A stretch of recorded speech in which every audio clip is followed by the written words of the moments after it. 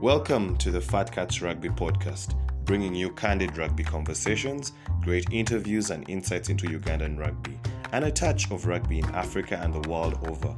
Fat Cats Rugby Podcast is a product of Fat Cats Media brand for all your audio-visual content needs and equipment hire. Hope you enjoy this episode. And I give him his 600 shilling coin. The guy would look at the money, then he looks at me. He would practically, you can see, money you can't handle.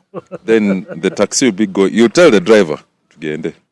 So as he's closing the door and the taxi is driving off, the guy would pop his head out of the window and be like, Kumanyoko!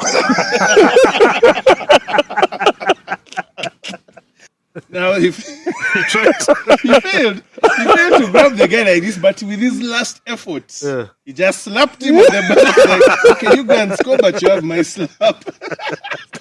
Chief, we blinked like this. That guy shot out of that shower like a bullet. Buck naked, by the way. They hadn't fenced the trench. Yeah. So he just shot out of the shower, right through the crowd, into the channel, and vanished. After all, Adam never wore clothes. Field, you pray at halftime, you pray at the end of the game. Who would you say is the past of the team? Can I shock you? Yeah. Gama. Oh, wow. Yeah. At that, in front of Ginger Road Police. Yeah. So there's that Katan when you're going down to Meme. So the conductor tells the driver, these guys have refused to pay. Take them to Ginger Road Police. So the conductor goes and he just, he was in the inner lane. Yeah. So the inner lane. So he just stops and turns. And another taxi guy from behind comes in, thwacks him from behind. Oh. So when the other driver knocks him from behind, immediately jumped out and he came and he asked the driver of our conductor or the driver of our taxi, indicate ID. You guy, you did not indicate. You did not indicate. So when this confusion, the conductor is concentrating on the other side. This guy the driver is concentrating on the other side. I just grabbed the door open and we jumped out and ran in the middle of Ginger Road, by the way. So On another random evening where we unfortunately have to redo this conversation because of one issue or the other, but maybe it gives us an opportunity, or you can call it a blessing, to have someone that normally is not in front of the cameras more than once. I mean, how often do you see Scott when it's not a Saturday? More than once. Only his workmates. He's always hiding. To see him. Only his workmates. I think we should start from there, man. What do his workmates think about him? Anyway, before we go there, welcome to the Fat Cats Podcast. And the first thing that was on my mind is, it's ironic how one of the biggest teams in the country, Heathens, has a slogan, Mungu ni wetu. God with us, I think, if I'm not mistaken. But then it is called the Heathens. Scott, what do you have to say about that? I tell you, we are one of the most prayerful teams in the league, I think. Talk about... Who is the past of We the pray team? before warm-up. We pray before the game. We pray on the field. We pray at halftime. We pray at the end of the game. Who would you say is the past of the team? Can I shock you? Yeah. Gama. Oh, wow. Yeah. Ruben Kihumuro here, Bruno Akampa, and introducing our guest yet again, George Scott Oluoch, self-proclaimed Journeyman, the Iceman, and a Monitor article says that 40 years, and I'm quoting this, 40 years, 20 seasons, and 10 titles, but still going. He's played for Heathens, Cobs, Rhinos, Pirates, Impis, Mwamba, Harlequins, and maybe your Sunday church team. You may never know. Scott, Yes, how are you? I'm doing fine. Your second time in the shortest period at the Gardens, Nigeria. Third. The first one was the COVID. We did an Instagram space. And then we did one last week, but unfortunately, something happened, and then we have to have this conversation again and hopefully tell it better. That is the biggest challenge we have now. But anyway, Scott, let's start from the conversation we're having. What do your workmates think of you when they see you, especially those first days when you first got onto the job? Okay, when I walked into the office for the first time, I remember I was following guys, like, oh, the driver's room is that way. So I was like, I cut the corner to go to the driver's room. And the reception is like, hey, excuse me. So I go to her and I'm like, yes, madam. She's like, are you a visitor? I'm like, no, I work here. She's like, as what? I said, as a driver. She was in shock. And remember, we became best friends from that because like, she couldn't believe that I'd come to work for... Anyway, one thing came to mind when you were talking about that. Don't you have a challenge playing hide and seek? Have you ever played hide and seek in your life? Or like Yes. your recent life? A man as big as you, where do you normally hide in cases of hide and seek? Okay, in the real life, Mm. hiding is not easy, especially when everyone knows you. Like you walk into a place and you just want to stay anonymous, but the minute you walk into a place, like 5 people have already fingered you.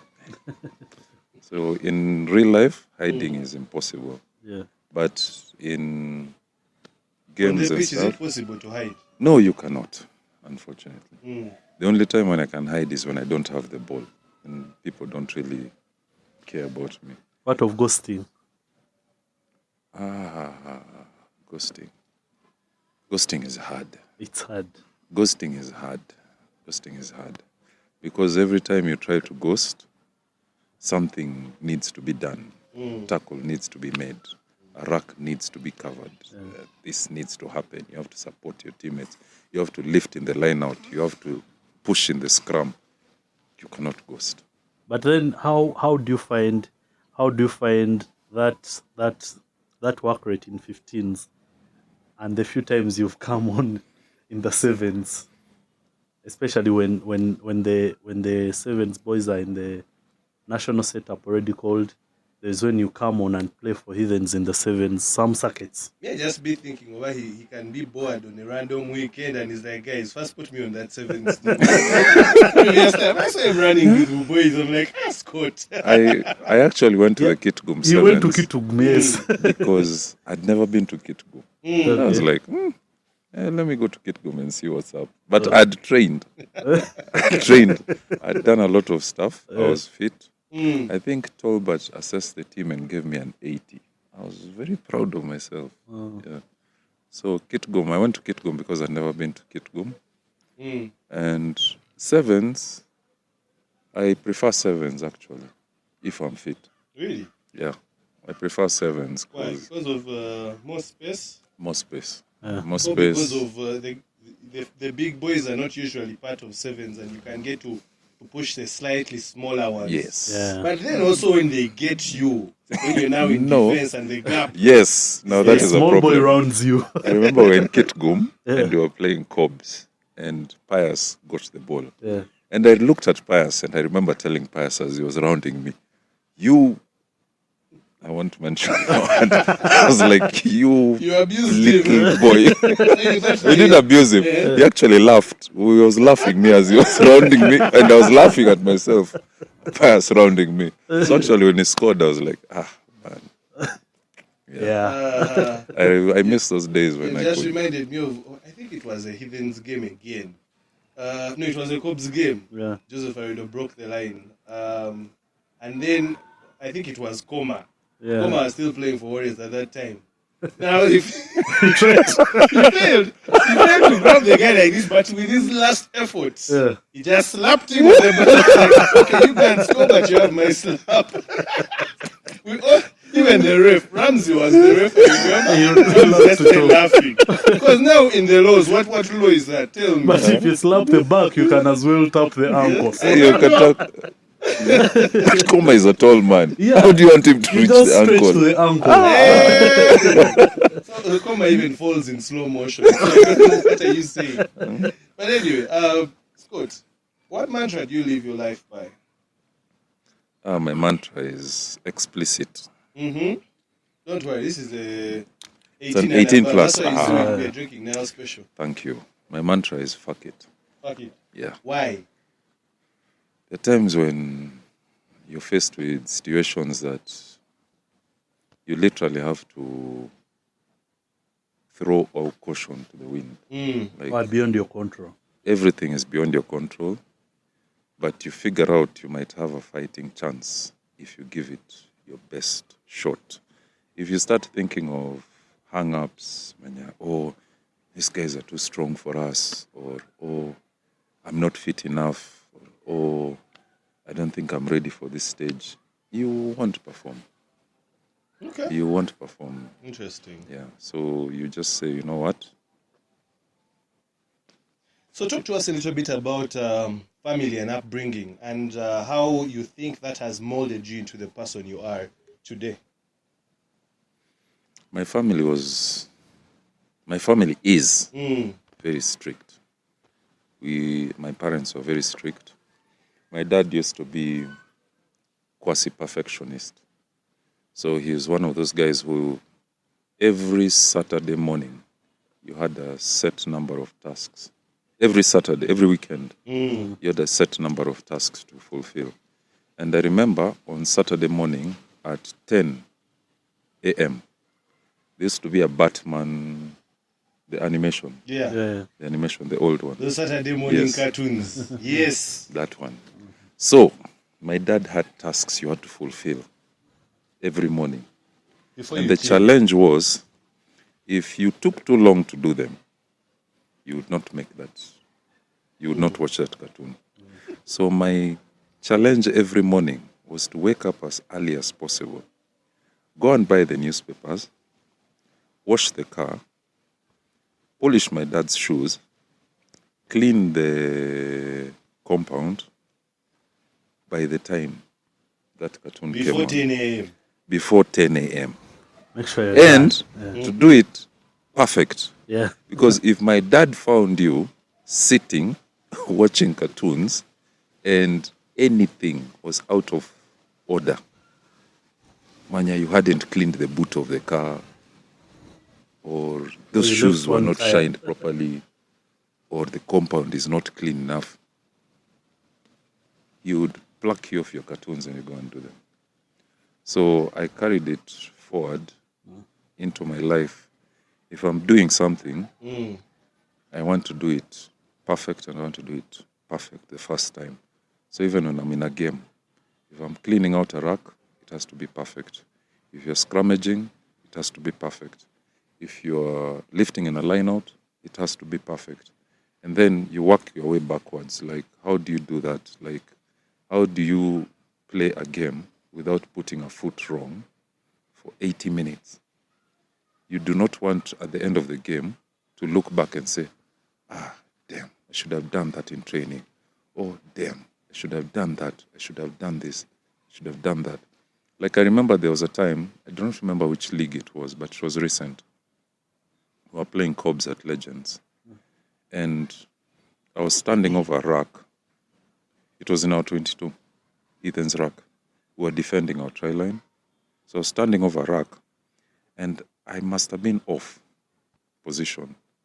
And Justin Chimono noticed that. So he hit me off the rack. Imagine, Justin Chimono. Wow. Hit me off the rack, claimed the ball, series of plays, Cobb scores, and we lose the game. So I remember at that point in time, the reason why Justin noticed was because I was standing over the rack, and I noticed there was space on our blind.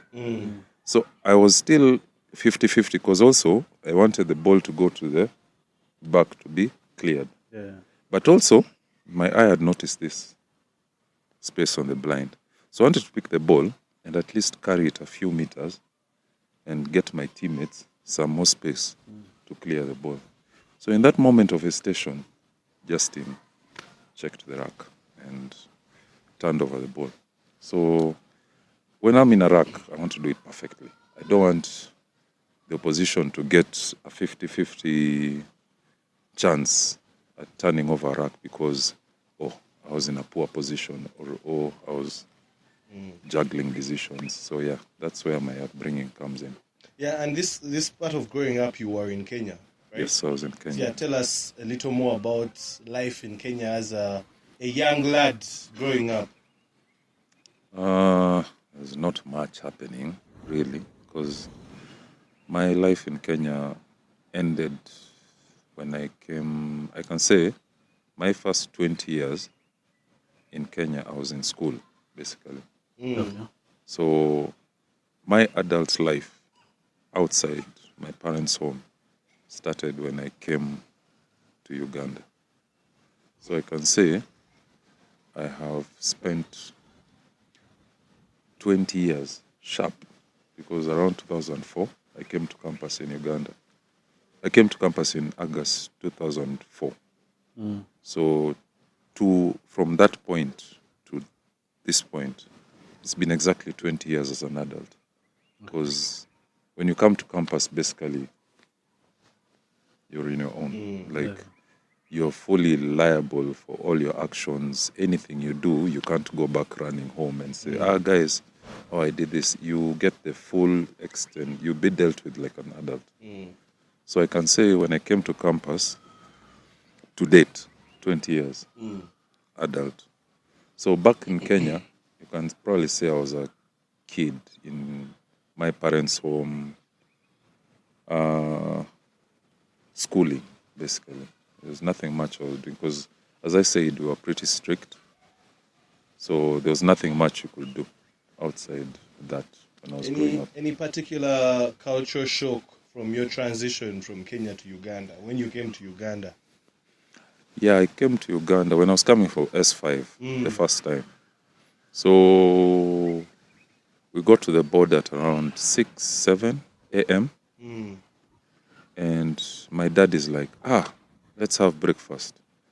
So I was like, how can he possibly want to take tea and bread in this place? Because there's a taxi park that used to be at Busia. Yeah. It was just an open field that time. So I was like, where are we going to get tea and bread in this place? Because I'm looking around, the shops are still closed. There's like 1 or 2 guys milling around their taxis. So we go and sit in a small kiosk somewhere. And I'm looking around, I'm like, okay, what's going on? My mind is still taking everything in. And this lady comes and serves us food. Kneeling. Like someone is kneeling. I was like, I'm still trying to take that one in. Meanwhile, I've been given a hot plate of food. It was too much. Like, it was too much for me to take it. And I remember I was so tired, but the entire journey from Busia to Kampala, I never slept. Actually, from Busia to school, I never slept. And then I remember we got to the old taxi park, and so I'm standing there, and my dad is like, let me go get some stuff, walk around, shop for some final things before we get into a taxi to go to the school. And I'm standing there, and I remember, you know, the infamous Kampala women, the way they used to dress, walked in front of me with a completely see-through dress. I was like, and it's broad daylight, because it takes 4 hours from Busia to Kampala. This is about 10, 11 a.m. I was not ready. I was not ready for that. That was also around that time. I was not ready. When Buzz would only be in Kampala City. Hey. I wasn't So ready she was for probably that. coming from the bar. Yes. Somewhere. I was not ready. Hey, it was midweek. It was like on a Thursday. Ugandans don't have a day. They don't. There's no day. Still, was the yeah. the nearest bar back then was like Capital, no, Top. That's what No. I was going to say. William Do you think Street. she was coming from Top Bar? It must have been. It Top must have Bar. been Top Bar, yeah. And the infamous William Street is just around there somewhere. Yeah. I was not ready. Interesting. There were so many things going on at the time. And I remember I was also standing next to someone who is selling newspapers. and the infamous red pepper was right there. I'm looking at the newspaper. Haina. I'm like, is this a newspaper? Is this a newspaper or a pornography magazine? This is a pornography. This is not a newspaper. So as I go to school, then everyone is like having, what is it called, red pepper in school. And I think that was the thing that took me the longest to get used to. Red pepper newspaper. Took me a while to get used to that one. But anyway, so why rugby? I mean, you look like a pretty athletic person. You could have done a lot of things. You could have maybe played tennis. You could have played football. You could have done anything. Why did you choose rugby? Or why did rugby choose you? I come from a very athletic family. My dad played hockey, football, squash. My mom played volleyball, netball. My sister played tennis. I was playing football, but it wasn't anything serious. You know, that village type of football. Were you a good defender? Striker. Striker. Striker and goalkeeper. Striker and goalkeeper. That is a weird, transition. Like when they're like, okay, let us change. Now you are a striker and they put you in goal. Goal, yes. But it was fun and games. It wasn't anything serious. And then one day this boy walks in with a rugby ball. And he's like, this... Had you ever seen a rugby ball before that Never. point? I had no clue what rugby was. That was 1994. I was in P6. I had no clue what Did you ask rugby him why was. he was holding a popo? Huh? you No, ask him why he was like, holding a okay, I thought I knew something about American football, Yeah. but it wasn't anything serious because I wasn't even big on like proper sports back then. I would just go out for a run around with my friends and stuff. I wasn't really big on sports. So he walks in with a rugby ball and he's like, this is rugby. I'm like, okay. You get the ball, you have to run through your friends who are trying to stop you, and you have to score. Now, their goal is just an area. So you have to get the ball there. So I was like, okay. So after a few minutes, literally a few minutes, I got the hang of it. So I remember because I was chubby, not really chubby, but I was thick. I was heavy. I was a heavy boy. So I pretty much ran through. Putting you in goal as a goalkeeper. I couldn't run. What were you doing as striker? Striker is easy. You don't really have to run much. You just have to chill with the defenders, get your run right, and someone puts the ball for you to pretty much hoof it into the net. So it pretty much ran through everyone, got to the other side, but instead of putting the ball down, I just tossed it to the air. And the guy's like, put it down. Like, you have to put the ball down. And from that point on, I have never touched a soccer ball again in my life. Yeah. Interesting. But anyway, we are enjoying Nile's special here at the Gardens, Nigeria. Tuesdays are very special because there's a very, very scintillating and mind-tingling quiz, which I recommend everyone to try whenever they get the chance. But also it has a lot of space for you to have your get-togethers, your private parties, and a lot more. But even just a simple walk in and just to enjoy a drink, just to enjoy something to eat. The Gardens Nigeria, for all those around and for all those that can make it here, highly, highly recommended. Give it a try and let us know what you think. Feedback is very, very important. But anyway, I think most of your serious rugby starts when you come to Uganda. Yes. Yes, so walk us a little bit through that. How did that experience start for someone who has come, experienced culture shock? How do you get into rugby? Was there any rugby culture shock as well? My rugby actually started at Mwamba. The how do you call it? The meat of senior rugby started in Mwamba. And in school, we had some of the biggest forwards in Kenyan school rugby at the time. Some of my alumni are people like Derek Wamalwa, Paul Okech, Leslie Mango. All those are pretty heavy guys. So I remember Derek Wamalwa was almost knocking 110, 120 in O level. Yeah. O level. I was Yeah. a big boy. Bruno, what was your weight in O level, man? I was light. I was even playing basketball. What position, Bruno?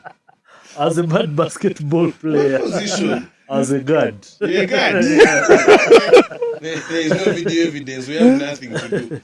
Carry on, Mr. Scott. So we had big guys, but the funny thing is our coach emphasized a lot on running rugby. So he wanted guys to look for space always. He hated having the traditional forward game. So our forwards were always running into space. Derek Wamalwa actually won the Kenya Secondary School's sevens title in 2000, playing sevens for my school. So that just goes to show you how much we were running. Like, we were running, we were silly fit. Boys could run 80 minutes without breaking a sweat. Wow. So I miss high school rugby, man. We were stupid fit. High school. So I believe high school rugby is where true fitness is before you discover you things will never find, you'll never be that like fit beer, in your life. before you discover things like women. You'll never You be just class, dining hall, filled. beach. That Now, was it. my dome was 15 steps from my bed. I mean, my bed was 15 steps from the field. I counted 15 steps from my bed to the field. So, and we used to train pretty much Monday to Sunday. Every day we were training. Because I remember even every time I'd go for holidays, my coach would be like, you guys, now you're going to come back when you're fat. And what was the break? 3 weeks. And you guys realized we would eat. That thing used to bother him because it was like we were starting from scratch again. So when I transitioned to club rugby, now that's where I found the traditional rugby. And 2004 was, how do you call it? Hard. Because I remember I collected so many injuries. Because I wasn't that big. I was big in school terms, but I was tiny for my position number one in club terms. Because I think that time I was knocking the mid-90s. I was in the mid-90s, basically, 95, 97, 98 there. I wasn't that big, but I was prop. Now you'd go into a game against KCB, and I'm meeting Derek Wamalwa again. Derek Wamalwa is 130 kilos. And he's loose head, and I'm tight head. And I remember every time I would engage, Derek would be like, just collapse. Just let it go. Just fall. Just collapse. So, man, it was hard. I remember I messed my back, my ankles. I was living like a walking. And this is like this is my first year. And I remember I actually missed the cut for the Kenyan 15s training in 2004, my first year, because of injuries. So it was actually a bad year for me. And then when I came to Uganda, I remember in 2004, there was Bamburi started in that year. So I remember Cobbs. We played Heathens. Now I watched Cobbs play the weekend before, and the next weekend we played Heathens. In which team were you? Mwamba. That time I was in Mwamba. Okay. So when Bamburi had just started, you got into that whole setup of the Bamburi tournament while still in Kenya. Okay. So I remember which franchise were you playing for at the time? The one from Mwamba, I don't remember. It was Mwamba, KCB, blah, blah, blah. I don't remember which one it was. So I remember the previous weekend, it was a Sunday. Yeah. The Ugandan team had played on Saturday. And then they played Bamburi on Sunday. Yeah. So I remember going to the field on Sunday at Impala, and Cobbs was playing Impala. And then I watched Fred Mudola, the Vincento teams, the Timothy Mudolas, the Victor Wadias. I watched them play for the first time. I'd never met these fellows. I had no clue who these guys were. Yeah. I was told they were Ugandans. I was like, okay. So I sat down and watched the game. And I remember watching Fred with all his size playing like a center. Spread. Fred Mudola Playing at center. playing like He was like a he center. was like a center. His running lines, his ball handling skills, his fitness, his speed. I swear, you guys. And he used to kick as well. And he used to kick as well. So Fred Mudola, at that time, shocked me. I was like, this guy is a prop. So I watched Fred play in that game. And remember, they had played a full international the day before. Yeah. And he still had the gas of playing like that Yeah. the very next day in still a senior game. Wow. So I was mind blown. So the next weekend, we played Heathens now. Yeah. Yeah. So that time I remember after the game, I walked up to Peter Magona and I was, hey, I'm coming to Uganda in a few months' time. So I would like to join your team. And I remember Magona was like, he was tired, number one, they had lost number two. So he wasn't in the talking mood. And if you know Magona is a very passionate guy. Very passionate. So he was like, I don't even remember what he told me. So I was like, okay, anyway, I'll talk to you when I get there. So when I came to Uganda, I remember one of my teammates came to my room to borrow my boots. And I was like, no, I don't lend out my boots. So he's like, okay, where are you going? And he's like, oh, I'm going to Kampala Rugby Club and blah, blah, blah.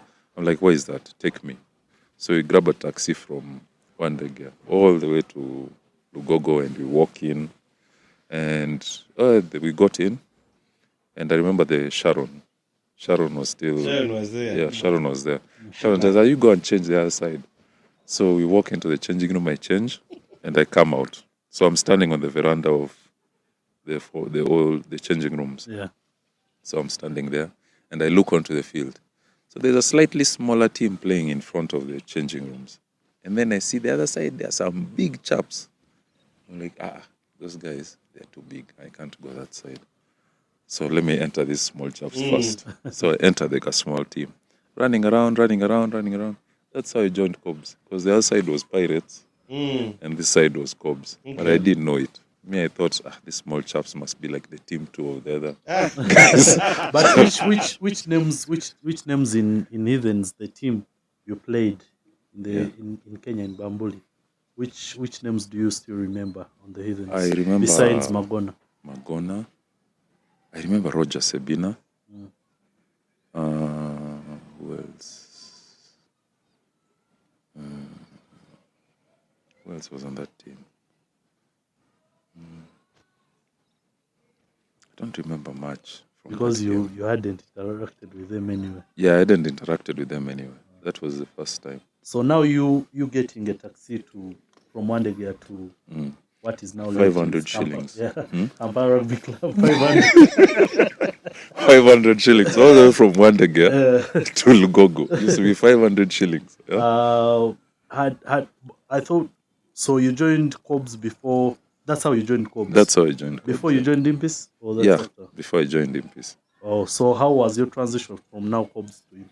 Impis was by default that I was on campus. Yeah. By default. So I remember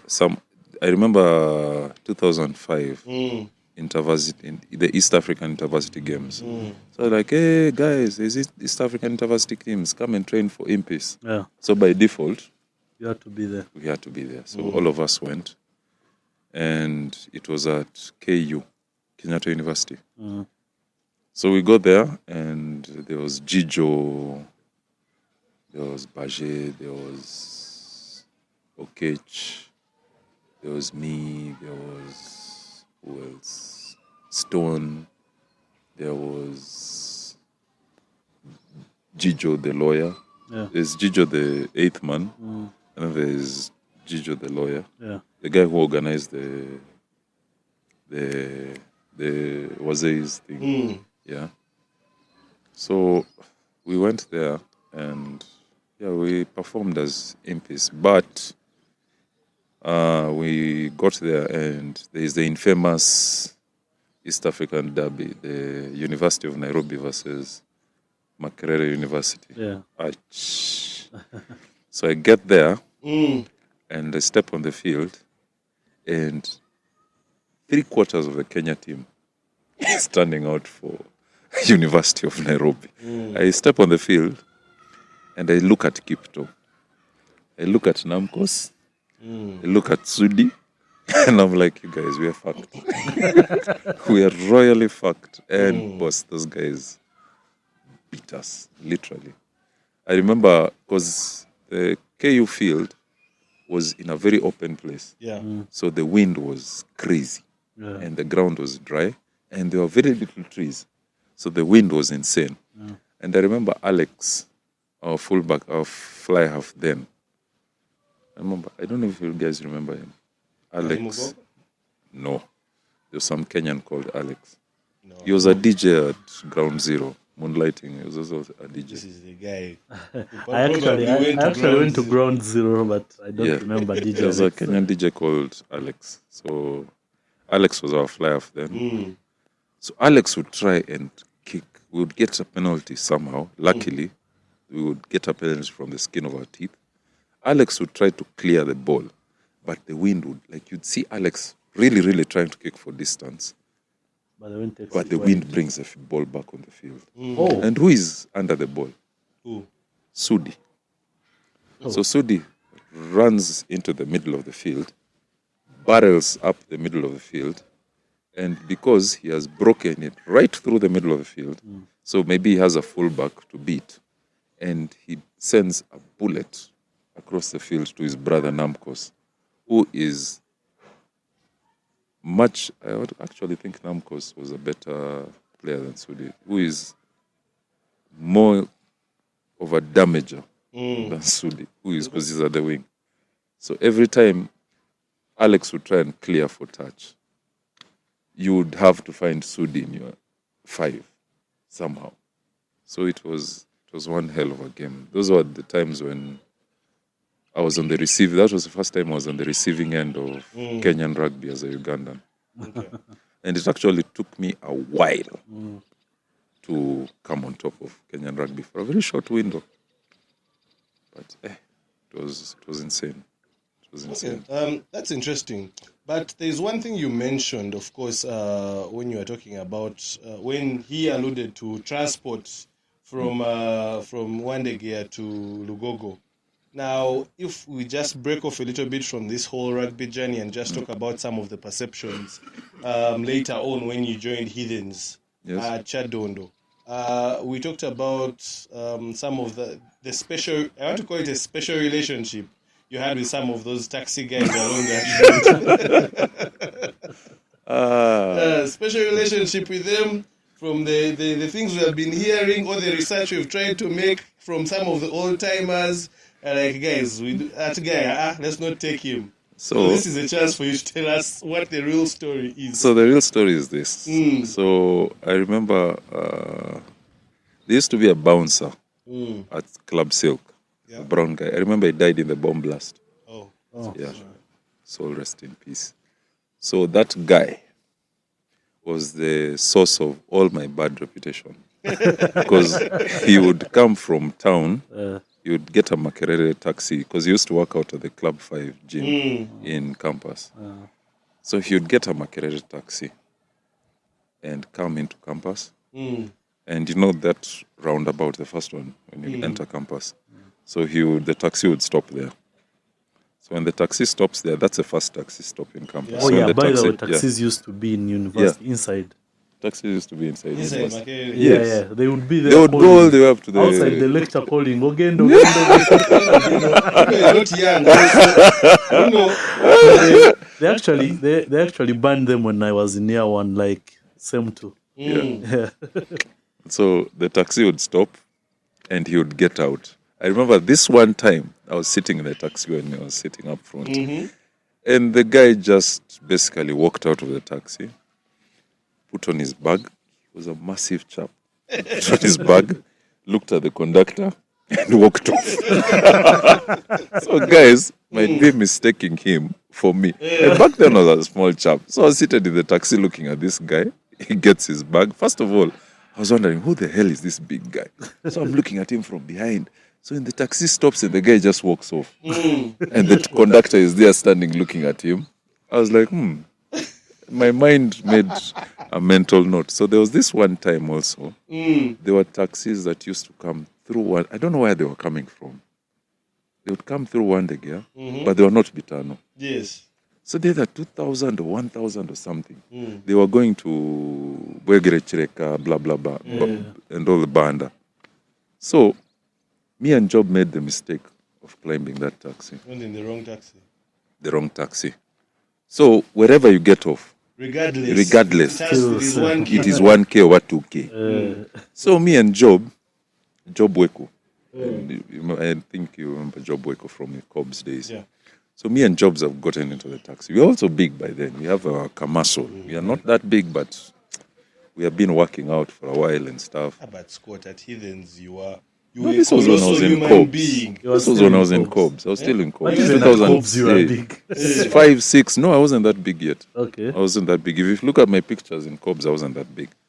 So we've gotten onto the taxi. But compared to normal humans, we were big. compared to the average Ugandan. To compare to the average Ugandan, we were big. So, Ugandans are small, no, guys in Gulu, by the way, are big. I don't know Yeah, why we don't Northerners- recruit a lot more Northerners- of those. But Northerners- guys in Don't Central, understand. The guy in from the Uganda, north yeah, are guys big are boys. small, man. Yeah. But if you go to Gulu, I'm small. If you go to Gulu, I'm small. I remember I would walk into bars in Gulu on random days, and everyone, like, this guy has probably never seen a gym in his life, never worked out in his life, but the guy is like those ends and he's big, Giant. giant. If you go to Gulu, you go and hang out in Gulu, you You see. need to get like 6 guys of those and first put them on a proper program. Or even guys from Marua. They're also Yeah, giants. Arua, those guys. These Machiga are like the national team. Achiga shots. So the taxi guy, I remember we get into a back and forth.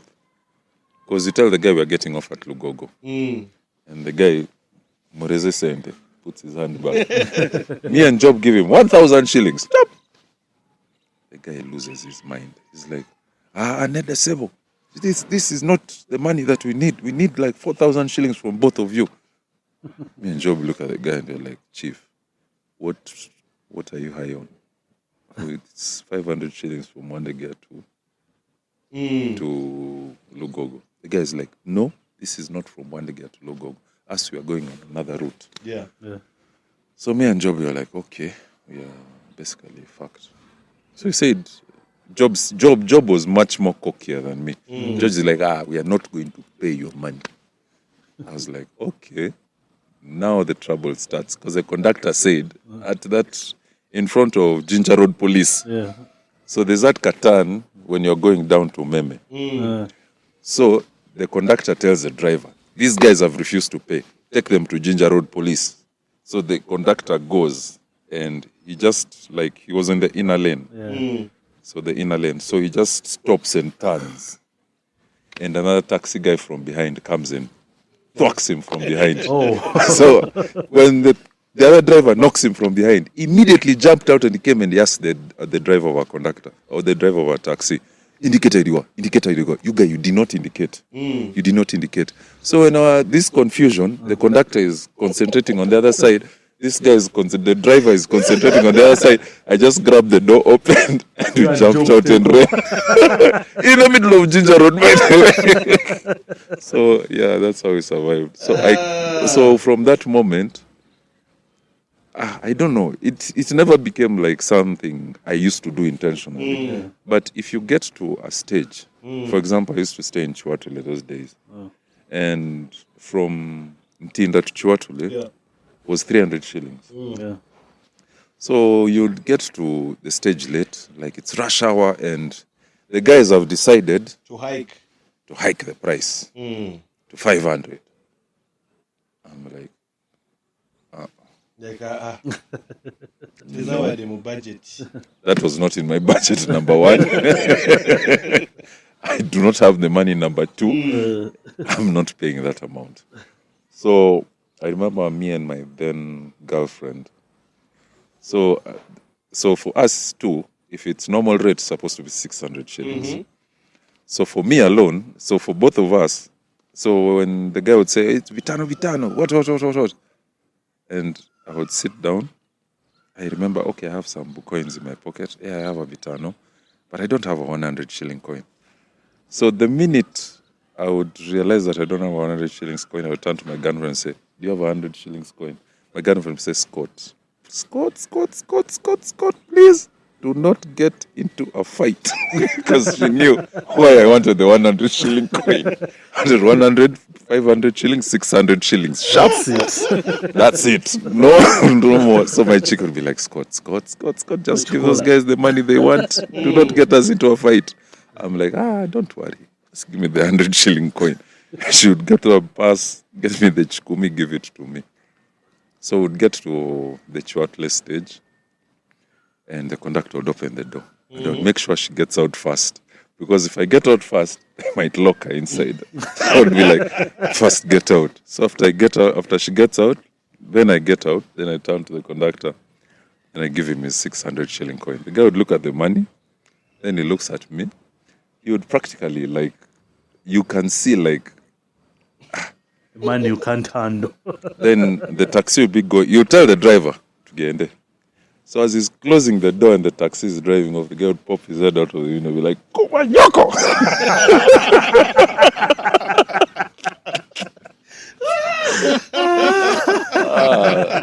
Oh my God. Taxi guys have been the same since. So, guys, I've seen days. It got to a point when Chiwatle taxis never wanted to carry me. So eventually they realized that I was 50 right. I was 50% right. Because for me, I don't understand why. Because it's Russia, you have to hike the price. I don't understand. You tell me it's Bitano from permanent. I will pay you a Bitano. But don't tell me it's 300 now, 500 later. Those ones, they've been Kwatako. You force other guys to. So eventually we became friends. Up to now, they're still my friends. Yeah.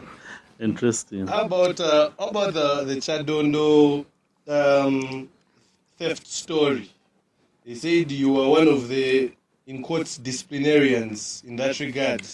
But I think we were also part of management then. Yeah, I was part of management then. How long were you in management at Chadondo? I managed Chadon from February 2008 to around 2012.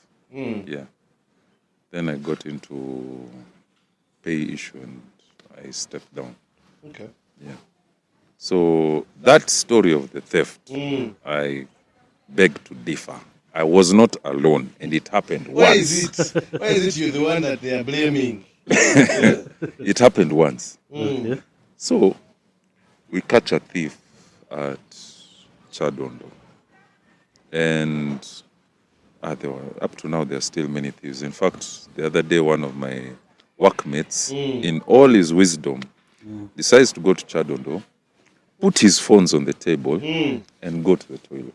Wasn't you to Uganda? I told him, Chief, Kampala Civizium. Right, you can't do it at any other I place. actually asked him, how did they steal? Because I thought they had pickpocketed him or they had banged at him or something. The guy said, I put my phones on the table. You can't do that in Kampala. We send him Even back then when I was a bouncer, good wishes. you could never do that. You could never do that mistake, ever. So, that time it happened once. So you catch a thief, put him into the shower. And of course, by then the phone he had stolen, had handed it over to someone, who had handed it over to someone. And it was probably in Nakawa by the time we were catching him. So we grab him and we are here trying to extract information out of him. Nothing is coming out.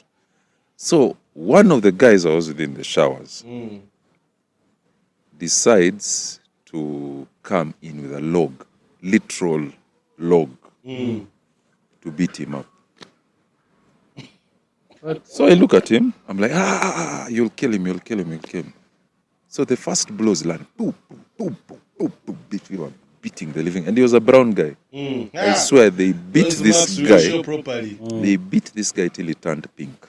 Everywhere. Wow. I'm saying from his toes, his legs, his back, his body, his arms, face, everything was red. Have you seen that meme where they give the guy like an energy drink while they are beating him? I think you guys are part of that arrangement. Now let me tell you what happened. Yeah. So we beat this guy. Nothing is forthcoming. I think he was like, these are amateurs. Because, you know, it reaches a point when you're being beaten, when if people are not throwing the right punches, they're pretty much caressing you. Yeah. So, and I think someone decided to step out because guys were tired of beating him. He was naked, by the way, at that point. Wow. So someone decided to step out. So he opened the bathroom door and he stepped out. Chief, we blinked like this. That guy shot out of that shower like a bullet. Back naked, by the way. They hadn't fenced the trench. Yeah. So he just shot out of the shower, right through the crowd, into the channel, and vanished. After all, Adam never wore clothes, so who is he? That was a serious... Chadondo, the thing with Chadondo was, at that time, Chadondo was pretty dangerous, very dangerous. You'd be searching people random and you'd find them with knives. And I remember the weapon that I feared the most was the screwdriver. So a guy would take the big screwdrivers, the full length one, and then he'd file it to a needle point. Yes. And so what you'd do, they would wear their jeans, so they would poke a hole in the pocket, in the jean. So the thing would hang inside. So inside, you'd just get the knob. So the knob hangs the screwdriver to everything. That thing used to scare the living daylights out of me. Every time Chadondo is the first place where I would actually have to pat people down, up to the socks, everywhere. If you don't, someone is inside with a weapon. I nearly got my leg shot off. Really? At Chadondo, yeah. And it was the Friday night. The next day we were playing Cobbs events. Anyway, back to the rugby. So, at what club did you first win your local championship in Uganda? Cobbs. Yeah. With the guys you had conceived to be the small guys. Was it in the first season when you had just joined them? How was it easy getting into the Cobbs setup? The Cobbs setup that time, the Ronnie Lutacomes, of course the Fred, the Park, blah, blah, blah. But the Park was huge. The Roger Rukundos. And knowing many of those guys, they are Timothy pretty proud individuals. So no, they were not very proud, actually. They were bloody passionate, number one. Passionate, yes. Number two, the entire pack from number 1 to number 8. Everyone had insane skills. Now, let me give you, for example, you had a lock pairing of Wadia and who? Who was the other lock? I don't remember who the other lock was. But you could not displace any of them. And then back row, you had Roger Rukundo at 8. You had Timothy Mudola at flank. And then you had the Undertaker on the other flank. Tell me, who are you going to displace? Then prop. You remember at that point you were still a prop. I was still like a small guy. Prop. You have Fred Mudola. I failed to really get it into my head that Scott's first position was prop. So where did you fit into that puzzle? So the thing was, I had good hands. I had some speed, not too much. I had some speed.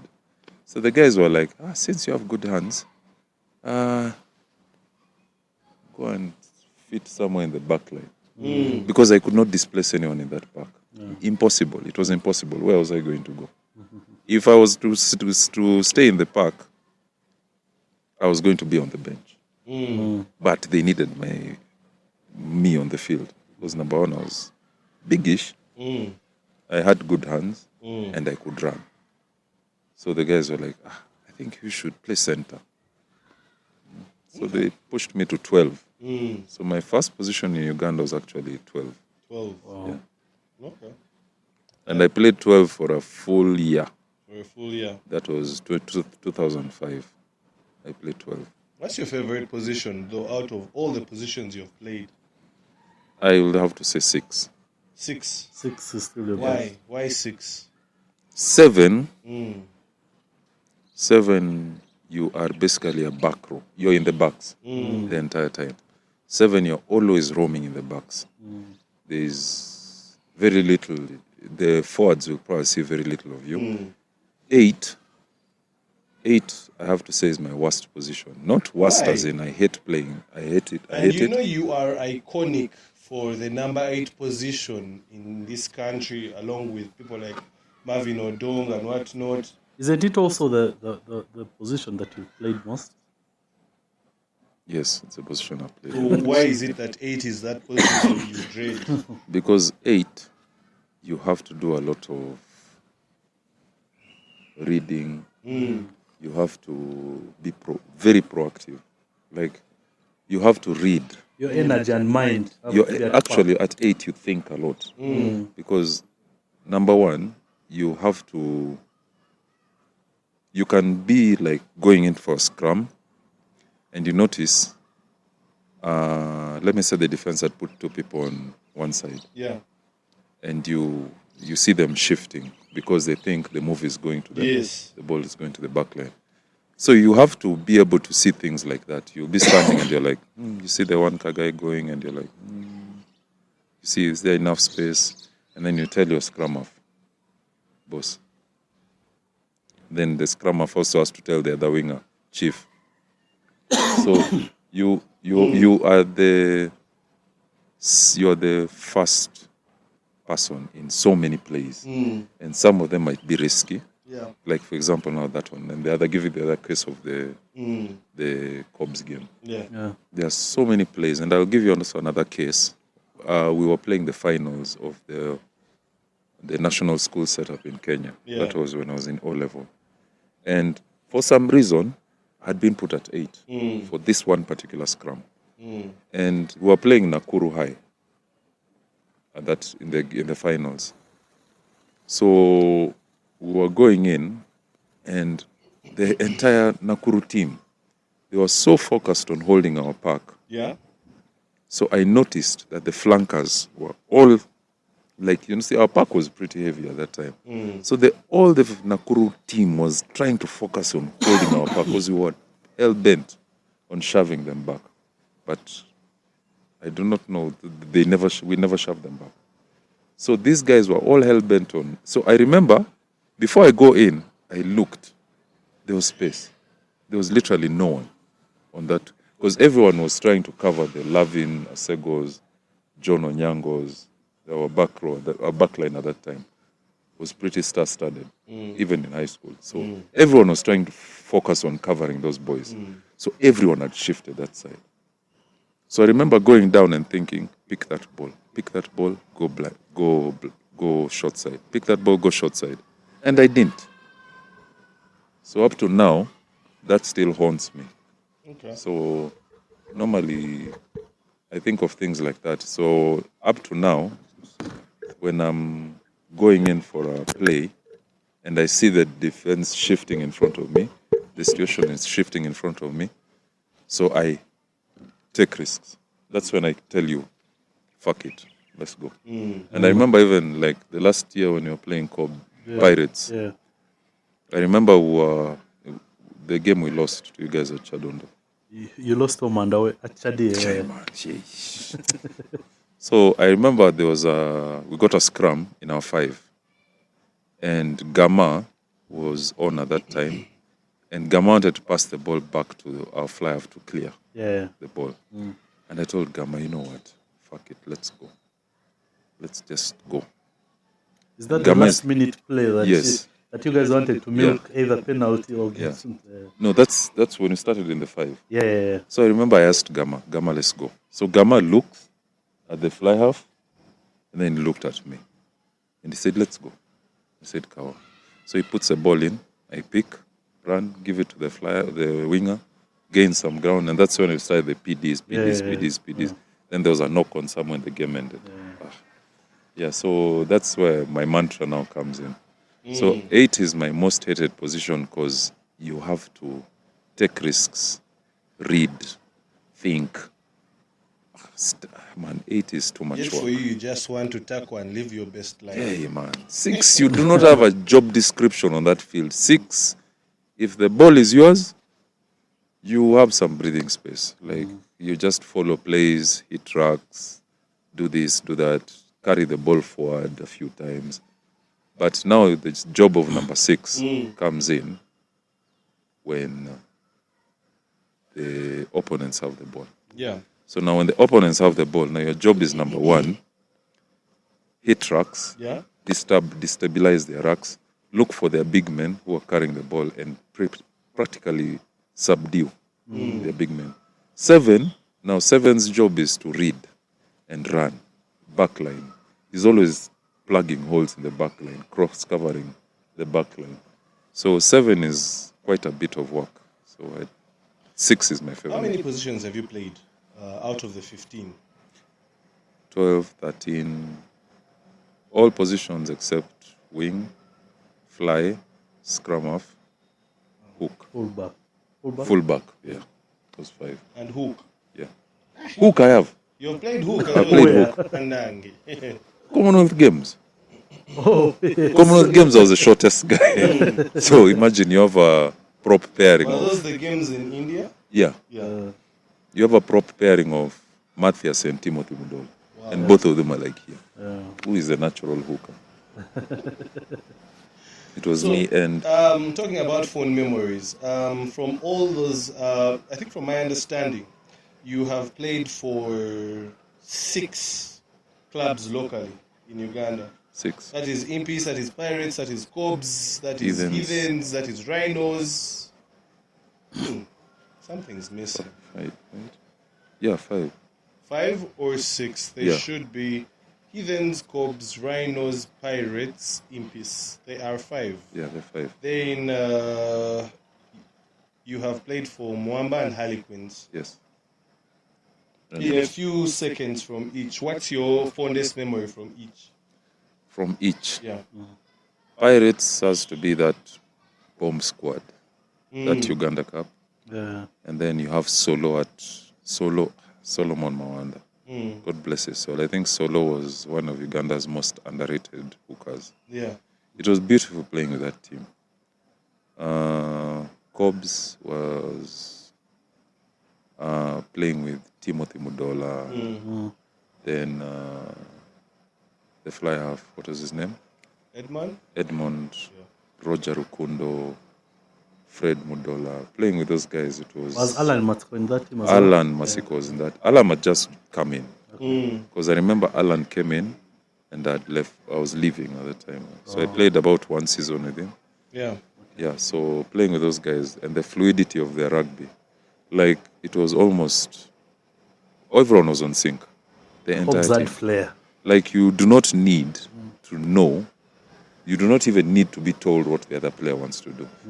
Because you'd have people like Simon Wakabi on that team and Alan. Then you'd have Isaac. What is his name? Isaac Lutuama. So those are guys who you knew if you made a break, either 3 of those guys would be around you somewhere. Because they were that quick. Like, if you just, as soon as you made a break, 1, 2, 3 steps, Alan Musoke was screaming on your ear. If Alan carried the ball, Wakabi was on his shoulder. So it was telepathic. Like, if you made a break, Alan, you would hear Alan within seconds. Like, you didn't have to turn and look for him. But there's a time I talked to, I think it was Lutia and Omona, Bobman. Yeah. And they were talking about how back then in the Cobs team, you actually had to fight for your number. Because any mistake, there would be another perfect replacement or even an injury. Coming back from an injury, it would be hard. You would find your number yeah, gone, yeah. like current Springboks. Man, that team, and whoever stepped in would gel immediately.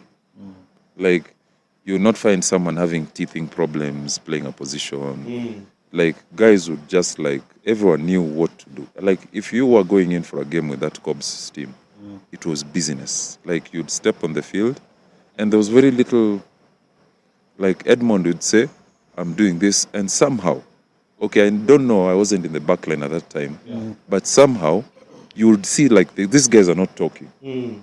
Like, you just lift your head up, Edmond is doing this, Alan is doing that, Stone is doing this, that guy is doing this, and you see, like, no one is talking. And I think their mantra, poetry in motion, that was the personification of that. Because even us on field, like, they would be doing things and we'd be like, it was like we were watching, like we had front seats. Like we had front seats to the action, like we were sitting in a movie. So then Rhinos was being able to work with people like Matthias again. And how do you call it? Rhinos was how we managed to cobble up complete strangers. Yeah. Like players who had never played with each other before. A team that was patched up. Like, it was like this guy has come from their side, that guy has come from their side. It's like you playing a festival side every weekend. Yeah. Like, you just gather up a group of people and you decide, hey, we are playing a game this weekend. So my entirety, the first years in Rhinos was making those players gel. And then also working with Brian Makalama Yeah. as a coach. That season was particularly special because Rhinos found themselves in a position where they are gunning for the title. Yeah. But unfortunately, they met a very stubborn Pirate side that was also on its. It wasn't Pirates. It was Heathens. It was Heathens. It was Heathens. Which that team punctured did Rhinos lose to bottle that? Heathens. It was Heathens. Yes. That was the game. I think. So it was Pirates the next season. I remember it was like Pirates was even a 3-0 game. Pirates was not out. The game that lost us the title was Heathens at Legends. Yes, but then who won the title that season? Was it Pirates? No, it was Heathens. I think it was. Anyway, It was Heathens. No, it was maybe we are getting it a bit. It was confused, Heathens. but- Because I remember Makalama asked me,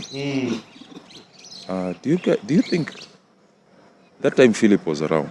And he asked me, do you think Philip is going to play? Philip, I remember, either he had just come from injury or something. He had broken his leg again. Yeah. So you were like, I don't know. And then, I remember that was the time he put Oketayot on the wing. And Oketayot was facing Wokos at 13 and Sebuliba Unbeliever. on the wing. And those two. And I remember I told guys, those are the people who are going to disturb us. Because I think by then also, every club had lost the park. us. Had lost its park to Rhinos. Yes. They had banged every other club's Everyone. park, Imagine including Marshall. the famous advert that was made from that Rhinos versus Cobbs Park. Man, that park was insane. It was a I solid remember park. playing at 8 behind those guys. It was solid. And I remember telling them before that Heathens game, those two guys are going to be our problem. So Brian also tried to contain them by putting, what's his name? Putting Oketayot on the wing. But those guys combined, I think, for like 3 tries. 4. That was the end of our title. So, what led to the disbandment of that collection of players? Because I feel like if they had stayed together for about One more 3-4 season. years, or even one more season, stuff could have happened. What started going wrong was Makalama losing his coaching Yeah, because Makalama commanded a lot of respect Yeah. from players. Yeah. So when Makalama stepped on the field, it was business. Like the pack was focused. He would look over and the back line was focused and everyone sort of respected Makalama on the team. Yeah. So when Makalama stepped away, that focus sort of dimmed. Because I remember who came in. Was it John? John. That must have been John Musoke. John Musoke came in. But John didn't command the same amount of respect as Makalama. Okay. Yeah. So that is where the decline of that Rhinos team went. But right now I'm seeing they're coming back up. Yeah. They are really doing well. They're really gunning. Because you can't do an unbeaten of 5 and you're a small boy. No. What was it about your stint at Harlequin? Going Harlequins. back to Kenya after playing for a while in Uganda. Now, when I went, my original intention of going back to Harlequins was to go back to Kenya. Yeah. So I thought, let me go finish like a couple of years in Kenya. And then when I got to Harlequins,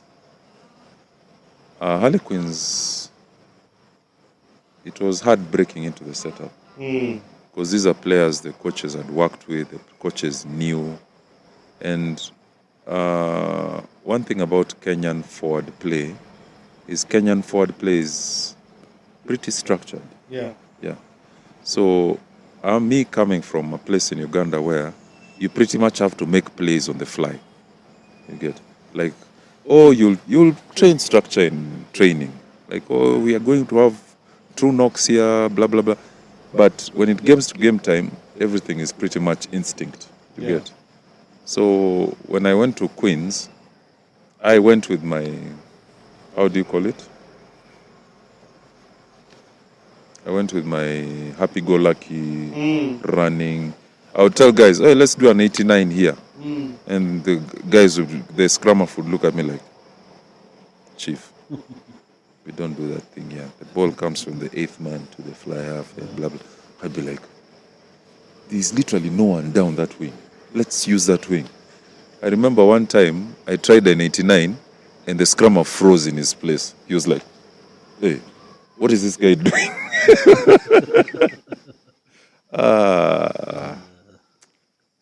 Queens is pretty much structured. I remember going for the pre-season and you guys, Kenyan club rugby is somewhere else. You have a pretty quiet and let me say reserved demeanor where most of the times you don't smile amongst the rugby circles. At least it's very surprising to see you engaging with so many people or smiling a lot. Is this something you do to try and create fear among the people, or is this just your style? Is that just who you are? That's just who I am. I do not, I don't know how to say it, but sometimes in crowds, I feel like too much attention. Yeah. So I'm not still used to that. So there are times when you're out into people and everyone is like, oh, that's Scott, oh, that's Scott. Oh, I'm like, I don't really... That's interesting. Looking at your international career, would you say that you really achieved everything that you wanted to achieve in Test rugby? I feel I didn't play long enough. Mm. Yeah, I feel I didn't play long enough. According to us, that's guy, you have 27 caps. Yeah, I feel like I should have started earlier because I remember I got my first cap at 27. Yeah, 2009. I was 27. Was that because of the competition of numbers while for the time you were still in Kenya? No, actually, what scuppered my Kenyan career was the fact that I was here for campus. So every time I would try to go back home, everyone would be like, no one knows how you're playing. No one has watched you. So it was quite hard getting into the Kenyan setup. So I feel I lost quite a bit of time. I lost quite a bit of time when I was trying to get into the Kenyan setup. Because that was how many years? 2004, 5, 6, 7. That was 4 years. Okay, but Yeah. how easy was it transition now to playing test rugby for the national team of Uganda? Yet It was you not- also had Yeah. a belonging the other side across. So when first of all, I had to wait 3 years Mm. to transition from Kenyan call-up to Ugandan call-up. Yeah. So that also took time. Okay. And then I remember I trained with the squad that won the Africa Cup in 2007. And I remember being dropped from that squad. I remember they called out the list on the opening day of the World Cup, the Rugby World Cup at Legends. And I remember being dropped from that squad. And I remember walking out of Legends crying. Yeah, it hurt. That one hurt. Because I was like, oh, I'm being dropped from the Kenyan side. Now I've come this side, I'm being dropped again. So then Ramsey is the one who pulled me aside and told me, no, it's not like that. You see, you have to do it a certain way. You have to wait for 3 years to transition from being in the Kenyan setup to the Ugandan setup. So I was like, oh, give me the forms. So Ramsey gave me the forms. I signed officially to play for Uganda in 2007. So I had to wait 3 years more. So that was a total of how many years? 7 years. 7 years. That was quite some time, yeah.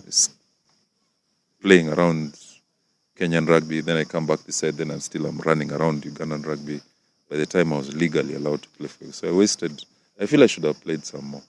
Would that frustration be the reason you also journeyed around clubs as well? No, actually, my journey around clubs was to do with playing with certain players. You get. So I would look the other side because I have a lot of friends amongst players. Actually, my rivalry with players ends On the pitch. on the field. Outside the field, I will give advice. I will talk. I talk with players a lot. Yeah. I actually talk with players a lot. Whatever club you come from, you come to me for advice. I remember I pulled Marvin from Pirates. That time Marvin was in Pirates. I think Marvin was my biggest rival in club rugby. But I pulled Marvin from Pirates and took him to my gym. Took Chimono from Cobbs. Took him to my gym. Even up to now, I still talk to players. I still try to bring people to work out. I still give advice and stuff. So my journey around clubs is mostly around playing with certain guys. Because a guy will tell me, Scott, why don't you come to Pirates? Like I remember that was, who told me that? Kichwa. That was the time the Kichwas were in Pirates. So the Kichwas were like, Scott, you come. So I was like, this makes sense. Yeah. So I crossed over to Pirates. And I remember Rhinos, it was John Musoke's brother. What is his name? Henry. Henry Musoke. One day that day Kenya beat us at Legends. What was it? 2016. I don't know how many. The time when Kevin had to tackle the 8th man who just ran through the entire park. Yeah. That game. So after that game, Henry's like, why don't you come to Rhinos? And told me I was doing something big. We've got a new sponsor and blah, blah, blah. I was like, So I asked him, who is the coach? He said, Makalama will be our coach. I'm like, I'm sold. I'm coming. You didn't have any fears about any backlash? Because in Uganda we have this sentiment about rugby clubs and how so much sentiment or so much feelings attached to that club. So when you leave that club, there's that feeling of being a traitor or something of that sort. So you never really cared about that? No, I never had that. Why? Because I came to Uganda without any attachment. Okay. Like I'm not attached to any school. The school I went to was pretty much rugby-less. Bugema. No one gave a damn about rugby. So when I came into club rugby, I still wasn't attached. Yeah. The only club that I really, really felt attached to was Mwamba. Mm. And I think up to now, I remember one Mwamba official asking me, so when you're all this thinking about going to a club and you landed at Harlequins, actually it was this lady in Eunice. Eunice. Because I know she's very Eunice. passionate about Mwamba. Yeah, Eunice looked at me. I remember it was a game, it was Harlequins Impala, at Impala. Mm. And Eunice looked at me in Queen's kit. And Eunice was like, Scott, really? Really? In all this, you trying to come back to Kenya, you didn't think of Mwamba? Yet it made you, pretty much. Yeah, so it hit me hard. that hit me hard. I remember looking at Eunice and I was like, I didn't have a comment for that. I didn't have a comment for that. What's your best moment in Test rugby? My best moment in Test rugby, my first game. Your first game? Yeah. Which one Your was debut My against debut. Tunisia. that? Oh, Tunisia. Where you played at 13. 13. Yeah. And the best moment would be, I remember I was standing next to the park. Mm. And so the idea was to give me the ball. I crash, rack over, then the ball goes 10, 12, blah, blah, blah, blah, blah, blah, blah. So I remember looking in front of me and my opponent had squared right in front of me. So I looked at him and I was like, okay, I think there's a gap here. So I was like, if this scrum half can get this ball to me quickly before those flankers get out of that park, there's a gap here. Because the fly-off was not a big guy. So I was like, I think I can run through this gap. So I just need to shake this guy a bit. So luckily enough, the scrum half whipped the ball out quickly. I grabbed it and I drifted like I was going out. Yeah. So the fly half stepped with me and I stepped back in. So when I stepped back in, the flankers were, I think one flanker had shot out, like he was going out into the back line. The eighth man was still stuck behind the pack. And I caught this gap, that small window. And I remember I got to and I stepped back in, sort of curved round behind the pack and like went for the corner flag. So I remember the fullback standing in front of me, trying to tackle me, but he was too low and he was already to my side. So I looked at him and I was like, So I was looking at the corner flag. So I was like, I remember looking at the try line and I was like, nah, no one is going to stop me at this point. And I remember that moment up to today here. But it was a funny score. Yeah. It was a funny score. Getting into getting your debut after so many points Yes, of rejection yeah. from Kenya, then the chaos with switching to Uganda. Yeah. How did that call-up or that first game happen for you? The first game. So I remember I was at Legends. Yeah. Nondis had come for a trial game with the Uganda team. And I was just chilling at Legends and I remember someone walking to me and like, Chester Williams wants to see you. I'm like, guy, please. I looked at him. So the guy, and this is Chester Williams. I practically grew up watching Chester Williams in the 1995 World Cup. Yeah. So I remember looking at him, I'm like, so I was like, guy, I'm serious. Chester wants to see you. And I remember I was just coming from an injury. It's like a 4-month injury or something. So I'm like, guy, please don't play around with me. He's like, boss, I'm dead serious. Chester wants to see you. I'm like, guy, if you're pulling my leg, I will have your nuts for supper. So the guy is like, no, Scott, I'm dead serious. Chester wants to see you. So I was like, okay. So I walk across to Chadondo. So Chester was sitting upstairs. So I walk in, I go up to, and he's like, So I greeted Chester and I looked at him and I'm like, I remember, like I was buzzing. Like this is someone you watched play a World Cup and you're here shaking his hand. And I'm like, So he's like, hey, so here you play center. You play center. I'm like, not exactly, but yes, I played center. So the guy's like, yes. So what is the problem? What problem do you have? I'm like, I'm just coming from an injury. Blah. We had just played the Toyota Sevens the weekend before. Yeah. So that was like my test, like to see if I was okay and everything. I remember I still had strapping my knee and stuff. So he's like, so what is the problem? I told him, I think I did something to my ear. He's like, that's nothing. You can run. You've played. You're here. You played sevens last weekend. I was like, yes, I played sevens. So he's like, then you're okay. We'll strap you. So I want you to play for me. And my friend, if Chester asks you to do something, You have to show up. you have to show up. You have no excuse. So I remember Chester telling me, I want you to play for me. So I thought Chester was going to tell me, play back, play flank, play blah, blah, blah, blah, blah. He's like, nope. Center. You're putting number 13. So I remember that next weekend we were playing Nondis. And I was so out of place, but every time, because I remember the Nondis guys, they realized they have someone in the line who doesn't play in the line. So I remember standing at 13 and having a Kenyan Nondis flyer streaking straight for me. And I have my opposite number also streaking straight for me. So I'm like, who do I tackle? And you know the way Kenyans run in the back line.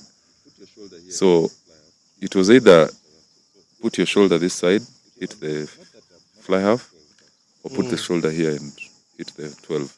But if you put the shoulder here and hit the 12, the fly half goes through. If you put your shoulder here and hit the fly half, the center runs through. So it was, and not that I'd not played 12, but it was, how do you call it? It was quite a rude awakening. It's like, it's no problem. You can handle. So that's how I got my first cap. Chester asked me to play 13. Who am I to say no? So, Toughest test rugby game or test rugby opposition you faced? it's Kenya, hands down. Kenya is hard. Okay. Yeah, Kenya is hard. And every time, for some reason, you're playing against Kenya, I don't know if it's particular they are looking for me.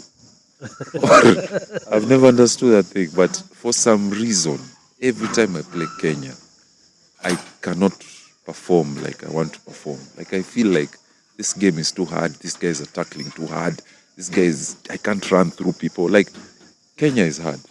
I remember there's a time we were playing Kenya at Chadondo and Brian Nyukuli, the captain back then. So I had banged some of my things. So I tried to go and score. And Nyukuli would always turn up. Either he's tackling me, the 22, tackling me on the 5, tackling me on the try line or stuff. And like me and Nyukuli are really good friends. Like really, really good friends. So Nyukuli would tap me on the back after. He's like, Scott, man, you can't score against Kenya. Not you. Someone else. Not you. And it happens to be the country that you've played most tests against. Yes. Yeah, so it's normally Kenya is my biggest game. Kenya is my biggest game. Would you consider going back to play for the Rugby Cranes? Yes, I would actually consider going back to play. I wanted to last year, but I just gotten a new job.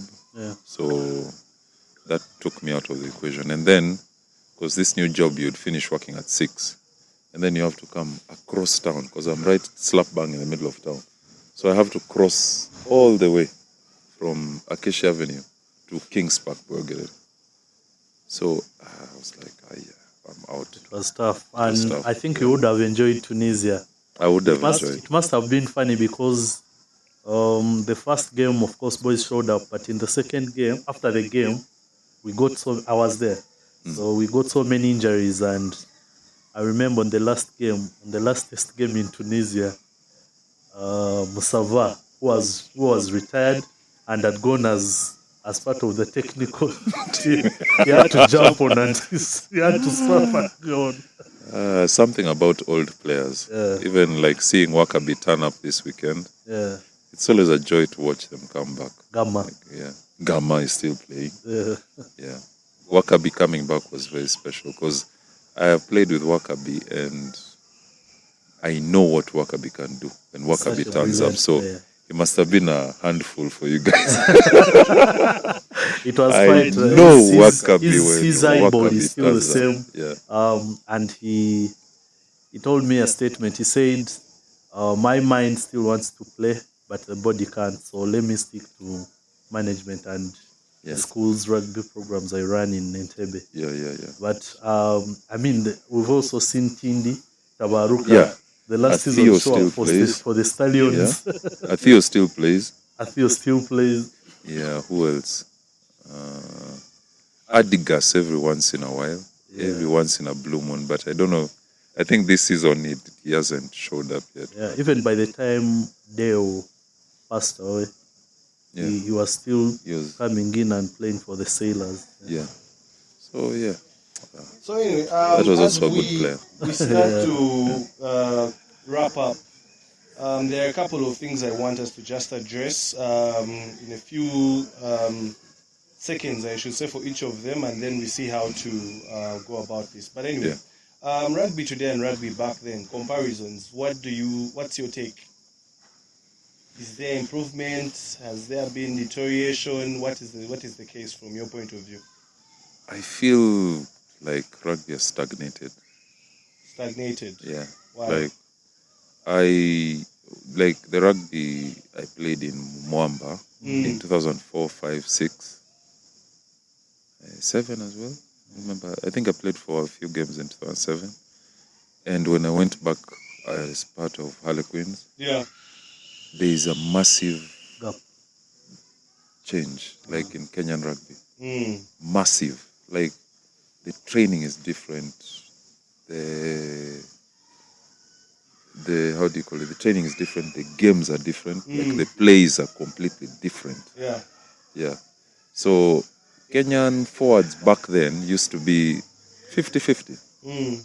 Now Kenyan forwards are insane. Like I remember there's a game we played against Black Blood as part of Queens. Black Blood, which is not like even the top team in Kenya. We played Black Blood, and Black Blood skinned Queens, the park. Like I think we even lost that game. So imagine if a team like Black Blood can scalp a team like Harlequins, and you come to Ugandan rugby where it's still the traditional Cobs Heathens and maybe Pirates, not in a bad way, like maybe, okay, Pirates showing up. These days Pirates does show up, but back then it was Cobs Heathens.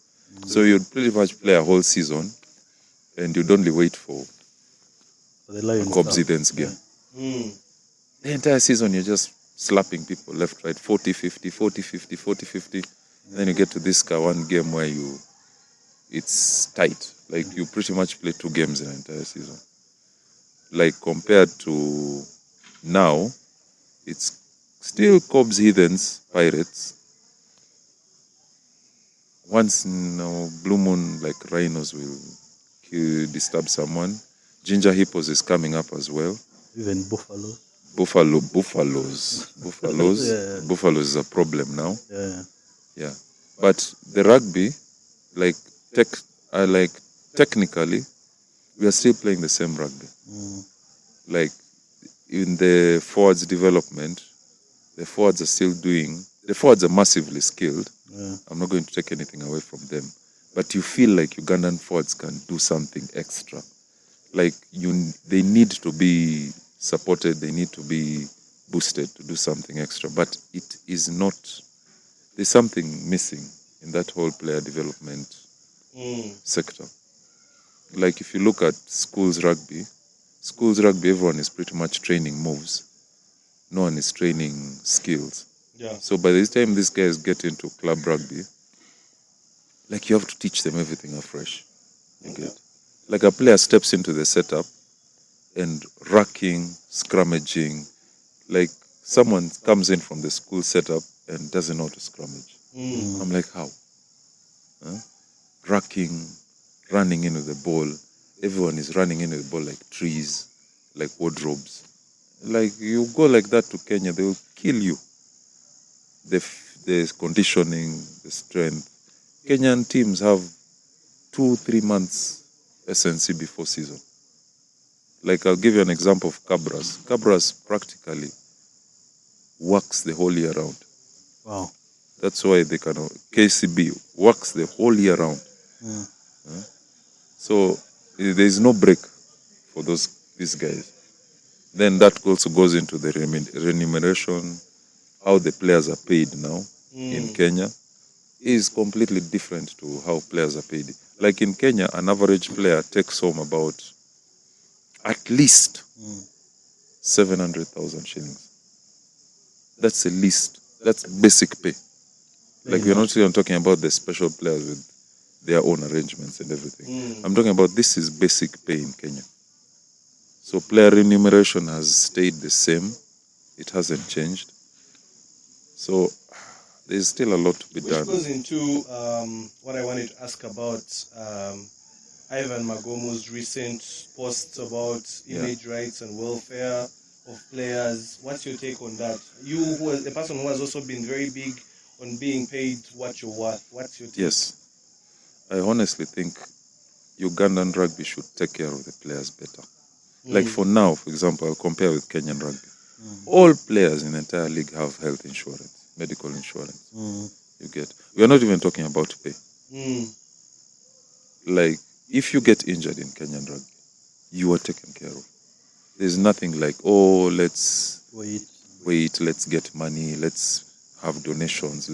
No, you get injured today, by Monday, you're in surgery or you're sorted. And that also helps in your recovery time. Here in Uganda, and I'll give examples of Marvin Odong. Marvin Odong didn't retire because he was done or that injury. No, Marvin Odong retired because of how he was taken care of. Justin also retired because of how he was taken care of. You get. So I honestly think Ugandan rugby can do much, much better in taking care of players. You will see when you go into international game, players cannot take more than 2, 3, 4 heavy hits. You get. You've given me an example of by the time guys were playing, there was a game where Alex Musava had to check him. Like there's so much, our strength and conditioning has to improve, supplementation has to improve, feeding has to improve. Gym, guys. Like there's so much that Ugandan rugby can do. I hope now that Mandela Stadium has been made, we might have access to a gym facility there. Because I know Mandela has space for a gym, but there were no metals the last time I checked. So I hope they renovate that as well. So it's... social media. Do you think it has grown the game or not? From a person who has played in a time when social media wasn't a thing, up to this point where social media has a big impact. What do you think about it? Yeah, social media has grown, but if only you know how to use it. You get. Because there's so much out there that you can learn from. So the social media is how you use it. Like there was a time when Ugandan rugby games were, I think they're still being streamed live, which is a big improvement from our time. When I think even UBC would not show anything. We don't even have clips of you guys. There's no clips. We would have like 1, 2, 3 pictures, you playing a game, something. But now games are being streamed live. So that's a big improvement.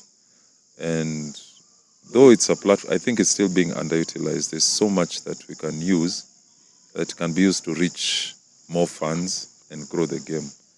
Because now, for example, I remember the time DSTV was streaming Ugandan games.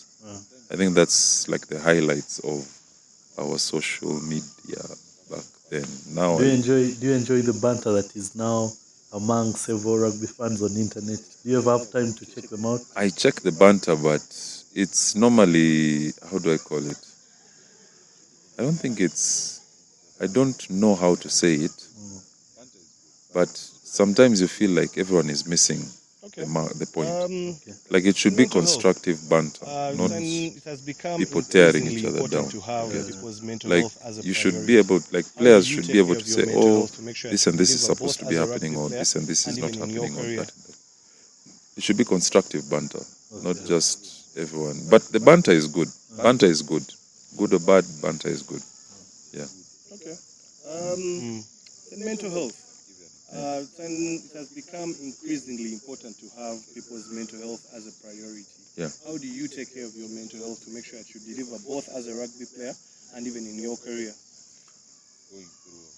Mental health. The problem with mental health is you first have to experience the good and the bad part of it. Yeah, I can give you an example. There's a time I actually got depressed. I think about 2014, 2015. I was going through a very bad phase with the club I was playing for that time. And yeah, I think immediately my contract ended. Like I see pictures of myself in that time, and I literally don't recognize myself. Like it was that bad. Like someone once pulled a picture of me in about 2014, 2015, and I looked at the picture and I was like, this is not me. Like I don't recognize myself. I'd lost weight. I was ashy as fuck because I was wearing a short and my legs were ashy, and I was standing in the middle of Legends Clubhouse and I don't recognize myself. Like even the clothes I was wearing at that time, I was like, what short was that? I don't know that short. So you have to go through it yourself. Like literally pull yourself up by the bootstraps, because and that's a sad bit about it. Like you have to go through all that yourself. No one really knows what rugby players go through. Yeah, it's hell, because some rugby players out there, they are struggling a lot. Like I normally look at people I play with, and not everyone is doing well. You get not everyone has a job. Not everyone is being taken care of. Like there are times you even look at the money that the players are getting and you're like, how does this guy manage to make it to training, to games, to feed, to dress? How? Like it's crazy. All that weighs on a rugby player's mental a lot. Like for example, if a guy is not feeding well, definitely you're not training well. You get.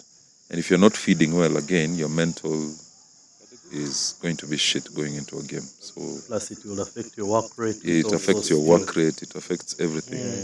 So yeah, it takes a lot. So there are times when I'm also struggling and you see a guy who is even deeper in the ditch than you coming to you for help, and you're like, hey, like how are you going to? So but the good thing is, as a unit, rugby players really do look after themselves, look out for themselves. I love the fact that every time a rugby player has an issue, players will chip in irrespective of clubs, sides, and anything. Like that's one thing that I really like, and it goes across the board in Kenya, in Uganda, anywhere. A player is having an issue, guys will chip in, like regardless. Okay, that's interesting. Yeah. Passions that Scott enjoys besides rugby. Has to be traveling, anything to do with cars, number one. Yeah.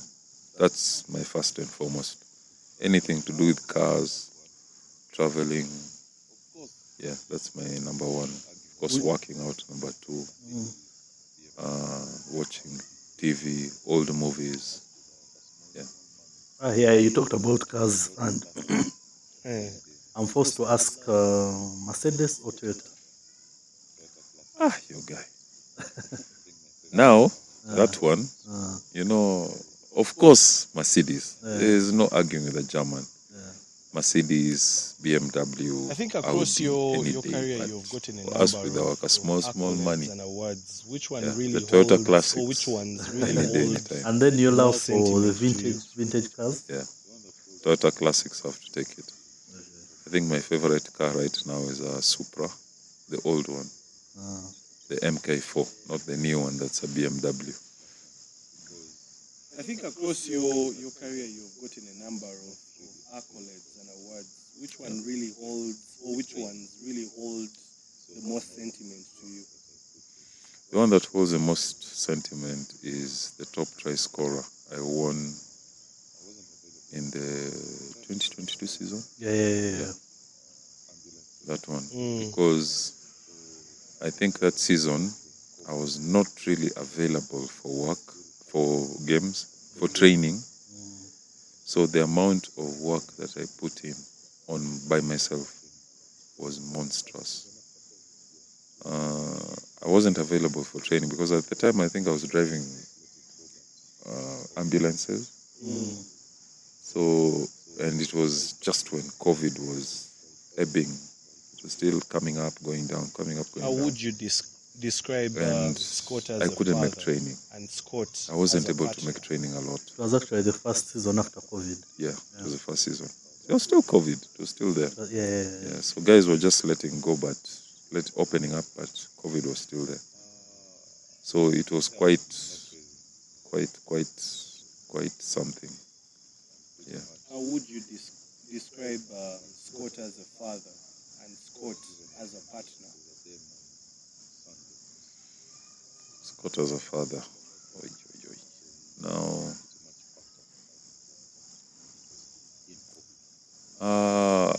I can say I'm not raising my kids the way my dad raised me. I'm pretty much an interactive guy. I'll give you an example of, there's a day my son got lost. Yeah, I So, remember about that. yeah. Yeah. So he just pretty much packed up a bag and walked out. And it was in COVID, lockdown, everything. So I made a few frantic calls, and luckily he was recovered soon after he had left home.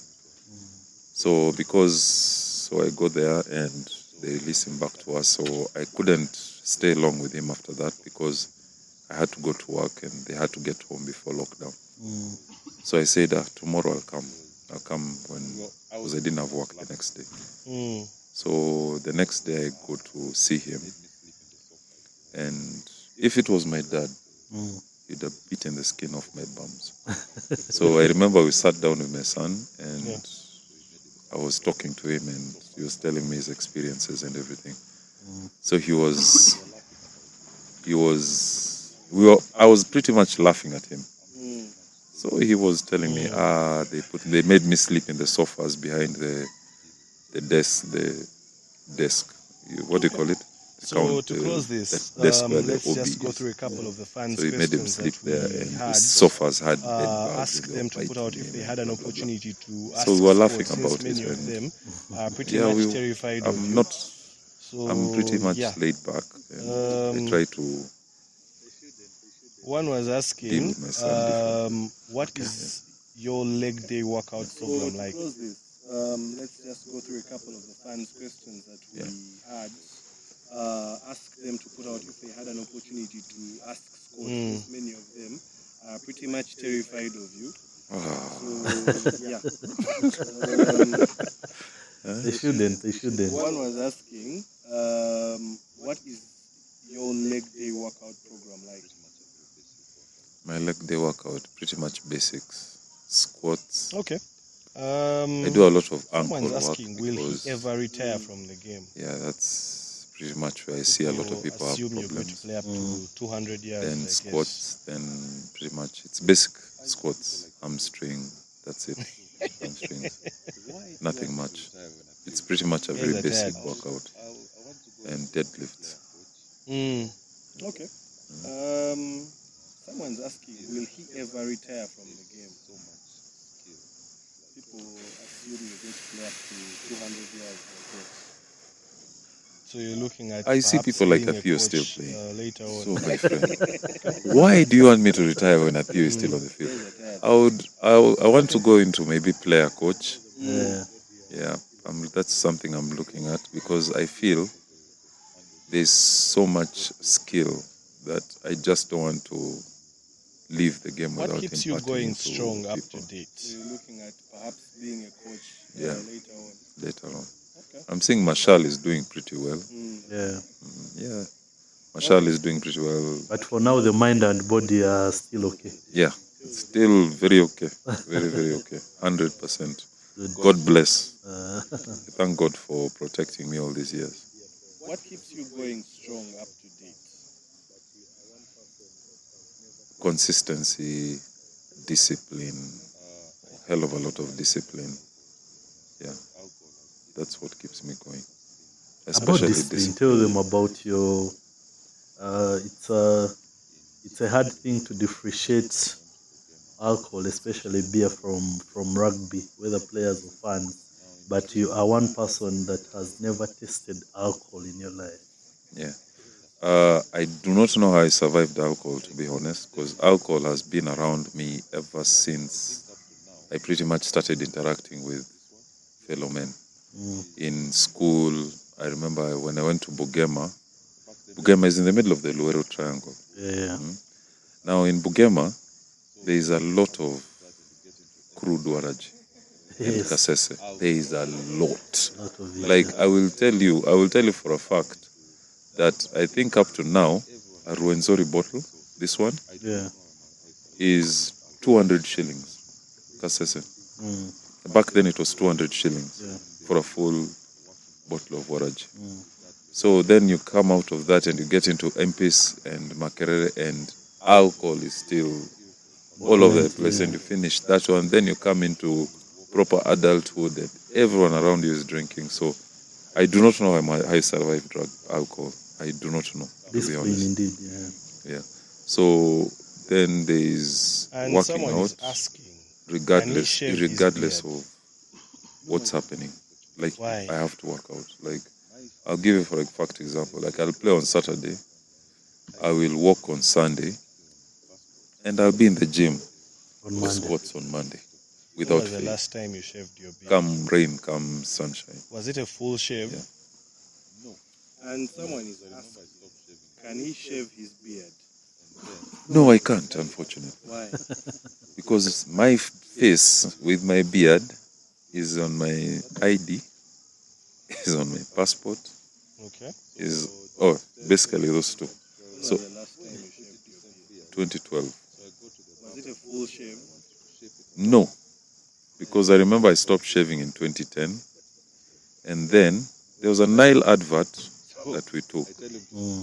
It was for Uganda Cup. Yeah.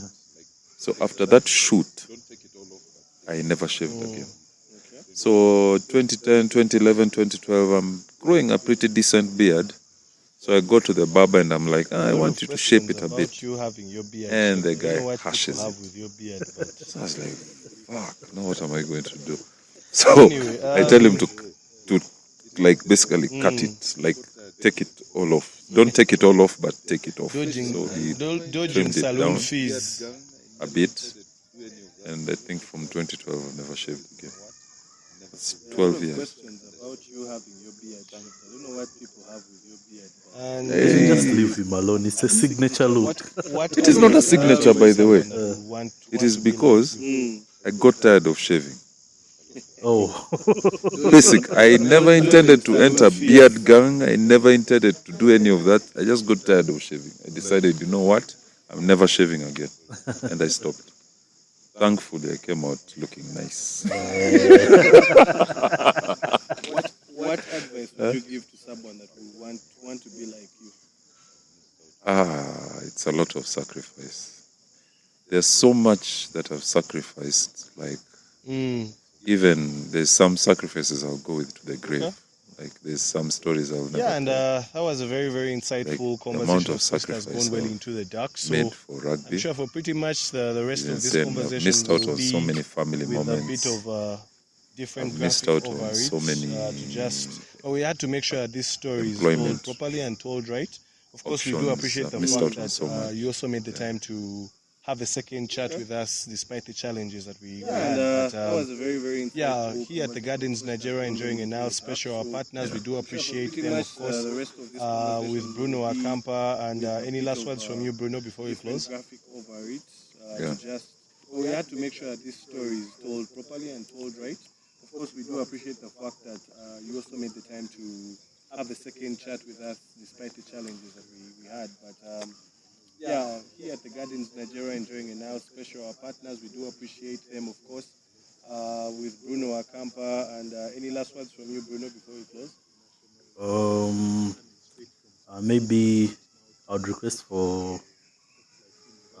Scott to give advice to the mushrooming players. I know you feel that Uganda rugby is now full of extremely talented young players, Yes. hitting it both in the club and, Yes. and at School. national level, And coming schools. straight from school and making it now to the top flight team without going through the feeder club. Yeah. I mean, you have some in your club, you have some you're playing against from other clubs who you notice how good they are. Yes. What advice would you give them as they hope to grow their rugby careers? Number one is keep grounded. Okay. Keep grounded. Don't let the fame, don't let the stardom get to you, because now with social media, there's a lot of hype out there. Yes. Number two is pretty much stay hungry. Never ever lose that hunger. Never relax. Never relent. Stay hungry. Like you win a title, you win a trophy, go for the next one with the same hunger. Like that. Like Show I will up tell every you for day. a fact, the hunger I'm going with in this title is the same hunger I went with in my first title. Like never relent, never take your foot off the gas. Stay disciplined, stay consistent, learn your craft, keep learning, keep studying, always watch what everyone is doing, what the stars are doing, what the players, international players are doing. If you're watching a rugby game, don't just cheer because this team is winning and blah, blah, blah. Look at the guy in your position. What is he doing? Look at his footwork. Look at his tackling skills. Look at his ball carrying skills. Like, keep learning. It never stops. It never stops even for one bit. And if for some reason you get off the gravy train, get back on it. Never ever. Like if you lose a game, go back home. Don't be pissed. Don't get emotional. Just look at what happened. Be very truthful to yourself. Don't lie to yourself that, hey, I played well, but the game just didn't go well. Look at yourself. Look at what you did right. Look at what you did wrong. And correct it. You have to correct it every single time. Even if you think you played well, still look at the game and you won. If you look at the game, think of what you did wrong. Think of what you did right. How can you better it? Like, stay hungry. Never ever stop for a minute. Because if you stop for a minute, there's a younger person somewhere who is hungrier than you and is going to eat you for lunch. Nice.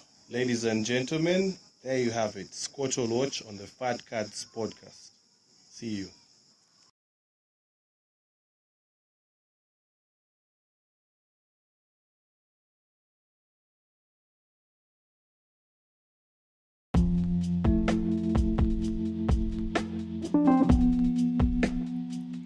Thanks for listening in. Share with us your thoughts from today's episode, and don't forget to follow us on Facebook, Instagram, Twitter, and subscribe to our YouTube channel.